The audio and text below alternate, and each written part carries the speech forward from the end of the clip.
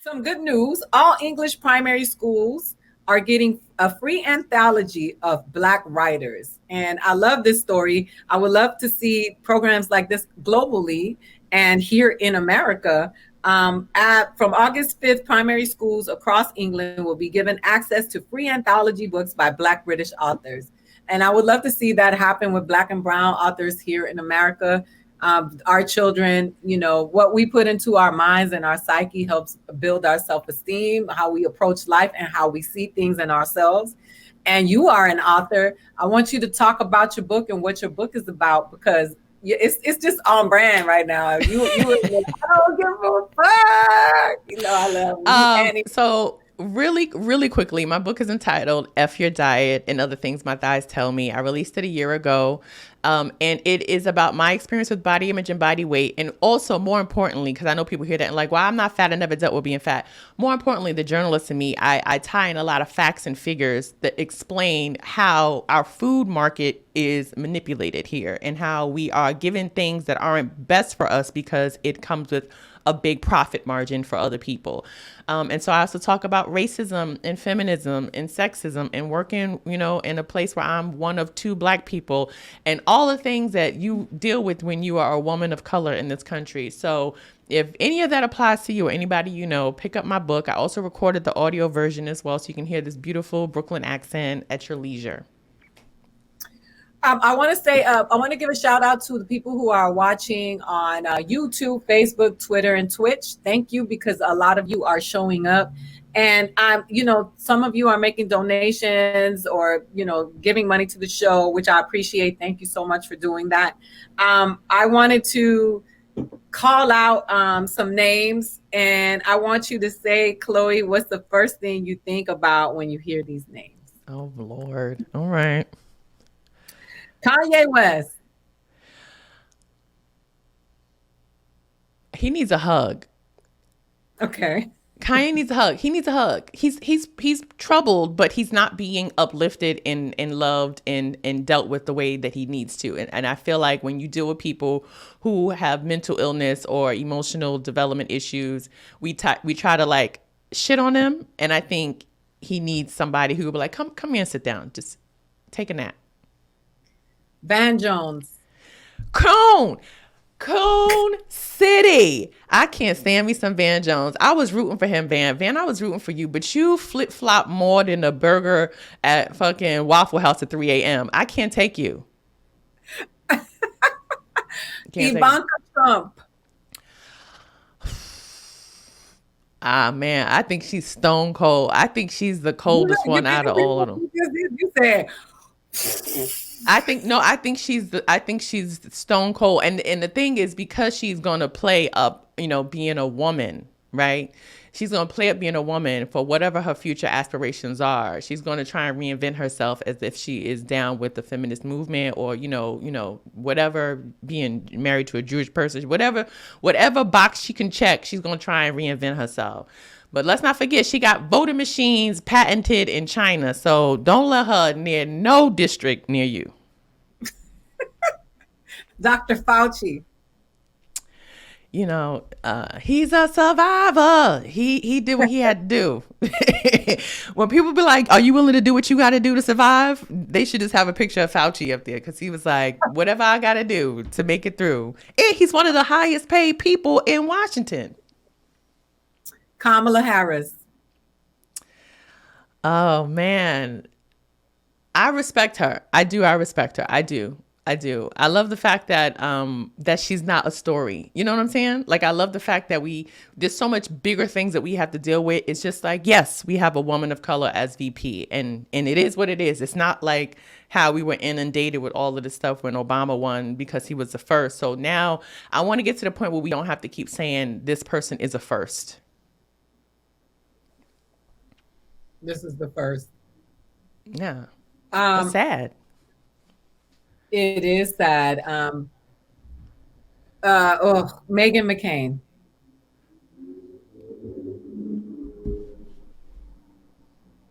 Without skill or talent. Lack thereof. Nepotism. There it is. That's where for Meghan McCain is nepotism. And she don't even know it. That's the sad part. I always like to hear your takes on stuff. And the reason why I did that is because your rapid fire for me is always the best. Because when you go there, it is there is no you when you sing it from the top of your lungs, it is like Yeah. it's I mean, cause magic. you know what it is? Cause when I come on here, I'm talking to my friend, like, yes, I see people in the comments and I love all the love and support, but this is the conversation. I think a lot of times that's why people gravitate towards these spaces, towards your show, towards Jamanika's show, towards Zainab's podcast, towards because they get to hear women of color who are articulate, smart, and funny have real conversation, and there's no pretense, right? There's no major sponsors that we got to be worried about. We are being funded by the people who love and respect us. And that is a powerful place to be in. And so this is a real conversation. I'm not going to come up here and sugarcoat. I ain't got no notes. This is off the top, world. When are you performing again? Are you doing any Zoom shows? I just agreed to do a Zoom show in March. So let's see if I still feel like doing that show when March comes. Part of for me, being honest, I have not done stand up much at all these last couple months. And a part of it to me was when I was in New York and it was warm outside, people were doing outside shows. They were doing park shows and rooftops and all, backyard shows. And I only did one backyard show. And I did it because the person who runs it, I trust them. And, they had different mics, so everything was protocol. You switch the mic, and I still came with a big old can of Lysol and spread everything down. But even being there, I was just like, internally, my instinct, my gut was like, we should not be here. Right. And so until I can go someplace and not feel that in the pit of my stomach, I mean, like literally my body would I would feel an alarm in my system being like, we should not be here. This is not right. It's not safe. People are too casual. You forget to pull your mask up, or you wipe your nose and you touch something. And so now, especially even more so, because now we have this new variation of the COVID virus that's even more highly contagious, and they feel like it's really just airborne. Before, the first phase was droplets, right? And so that's why they say wear a mask, because if you spoke and, saliva came out of your mouth, or you sneeze, it can travel. But now they're like, it's out there. So now I'm double masked up. So until I could not be double masked up, or someone pays for me to go to a bubble and then just do shows and pay me, then I'll do that. But I'm not trying to just hop on a flight to Toledo, no shade to Toledo, but I'm not trying to hop on a flight just to go tell jokes for a half filled room. And then the money is not worth it. Like, I mean, if I go anywhere, however much money I make, it needs to cover at least 10 rapid COVID tests. Yep, absolutely. I mean, I was over there and I haven't been on here since, but I was over there with Dave Chappelle, and I went, and then Dave Chappelle tested positive for COVID, and people were clowning me, and I was there because I'm getting ready to work on for my special, so I'm desperate for stage time, and we got tested twice a day, and still, so you have to be vigilant and diligent about how you're interacting in these spaces, because you don't ever know how COVID is going to affect you. Because there are some people who I've known that have been really healthy that got COVID and died, and people who have compromised immune systems and have survived COVID like nothing. It's just, there's no. I have 2 family members who passed away from COVID in the past month. And I have 3 friends who just came down with COVID now, and they were doing everything that you're supposed to do. They were wearing their masks. They were, they were going to work. They were getting tested twice a day, all of that stuff. But it's not about you. It's about that person who doesn't do what, when I said earlier, life is about, are you a good person? Do you treat people well? And if everybody did that, we would be in a better position. It's the same thing with the coronavirus. Like, are you wearing your mask? Are you not hanging out with people and, going out to eat? Like, they lifted the restrictions here in Los Angeles. And that's why it's probably been raining these past couple of days, because Mother Nature's like, get your asses in the house. Yeah. Stop. You think you was going to go eat? You thought again. Rain. Yeah. Susan just said, are there comedian cooperatives? Cooperatives. Yeah, there are some. Kev on Stage has one. He runs a show is it every week, Ida? That they do, I think they do in-person shows, and you get a test and you go there, and there is a limited audience, and then he also sells tickets for the Zoom portion. And so yeah, there are some people who work together and they stay nearby and they, get tested regularly and they go do shows or whatever, but it ain't me though. I know. You know what? I often have the thought that I would feel horrible to know that somebody got sick or died because of me. And that is something that I know people who've lost their mother. I know a few people who've lost their mother. I know people who've lost, friends. And we know, Kenny, who passed away, who's a comedian. And I just don't want that on me just because I can't stay my ass at home, just because I feel like I got to go get it. And even though I did go, and I'm accountable for that, I went and did the show. I really thought that I was being as safe as I possibly could be. And even still, somebody tested positive for COVID. And thankfully, nobody's really sick and nobody's in the hospital, but it could have gone, terribly awry. And I don't want to be responsible for that. Yeah, and I think also, shout out to Liz Alvarez. I see you got a vaccine because you're a frontliner. Kudos to you. And I do wish that we do vaccinate frontline workers and the elderly as well. And I do believe, starting in September when kids go back to school, they should have to get a vaccine. And if you don't get a vaccine for the coronavirus, then your kid can't go to school. Like, we got to stop playing these games. And I raised this point last night on my show with Yamanika. It's like, I just learned during this pandemic that there's generations of people in this country who never had chickenpox, right? Because the science finally figured it out and they got a vaccine that works so people don't get chickenpox.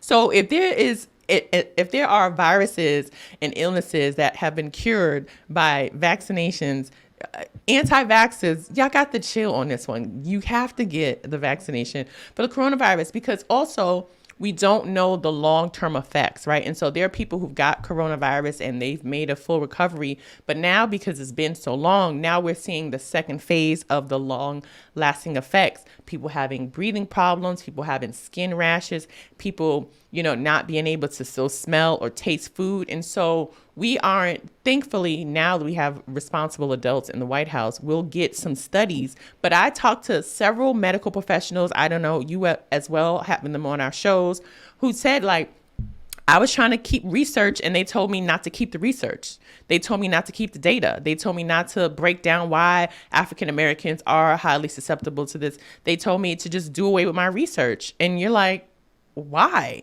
Because the people who were in charge with the past administration, they didn't care because they were trying to undermine the severity of everything. And so it's going to be like 2 or 3 years before we really get the fallout of what actually happens to the human body, not just with the coronavirus, but from the vaccine and from secondhand exposure. Like, there's so many variables that we can't account for. So for me, it's like, I'm gonna just stay in my house. I go food shopping. I put on 2 masks. My supermarket is 2 blocks away. I walk my dog, and that's pretty much it. I mean, I saw Ida once since I've been here, and I've been here for almost 2 months. Yeah. And we had our masks on and the entire time. Oh, you want to tell me what we was doing? Do you want to tell me what we was doing? Do you? You said that. Go ahead. Ida and I met up because it was imperative for us to get our gun safety licenses. And so we got our gun safety licenses and we went to the gun range and we practiced our shooting. So, and that was that before the coup or after the coup? I think it was before. It was before. Before the coup. And then when the coup happened, I was like, see, I told you we should have went to the gun range. She did. Oh my, it's like so fun. This is not like work for me because I'm doing it with you. But tell people where to follow you, how to find you, and what you got going on. Let's remind them. Absolutely. You can follow me on Chloe_Hilliard. It is my little name tag right here on Twitter and Instagram. I just brought back Chloe Across America for season 2. So we have brand new episodes every Thursday at 10 p.m. Eastern and 7 p.m. Pacific time.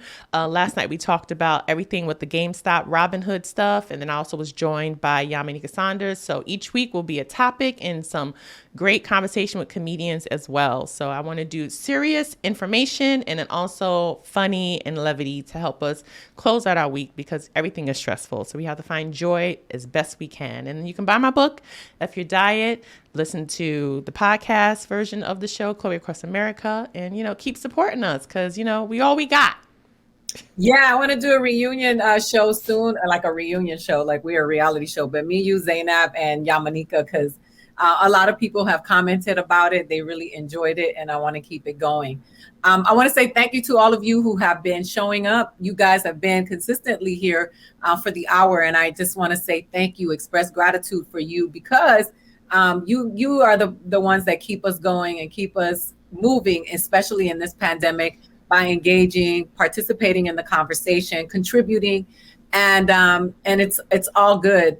We don't see the negativity because we got things to do and we moving forward. And as Chloe said earlier, we don't give a fuck. With love. I said that we gotta say it with love. With love. I say it with love. Everybody knows everything I do with love. Yeah. I do it with love. But I want to say thank you for coming by. I want you to come back soon. And we'll be back, not next week, but we will be back the following week. Thank you for coming to check out True Serum.